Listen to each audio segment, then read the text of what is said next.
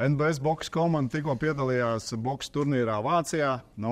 Pārstāvēja 5 bokseri, treneru Maksima Ivančiko vadībā, treneris un arī zemesargs. Saki, treneri, vai pietiekams laiks bija sagatavoties šim turnīram un kādas bija ekspektācijas no šī turnīra? Kādi uzdevumi? Katram trenerim jau gribās lielāku un ilgāku sagatavošanas posmu. Trenējāmies regulārā režīmā un pēdējo mēnesi aizvedījām 3 nometnes. Kā patika turnīra formāts? Formāts patika ļoti labi. Galvenais mērķis bija iegūt pieredzi.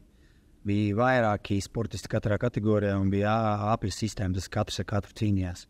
Tāpēc man tas ļoti patika. Nebija tā, ka aizbraucu nejaušības pēc vai nesagatavotības pēc zaudēju pirmajā turnīrā un izstājies, tev bija iespēja cīnīties vēl.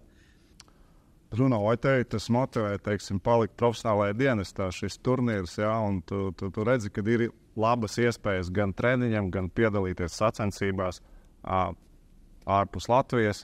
Nākotnē treneris saka, ka piedalīsimies arī Latvijā.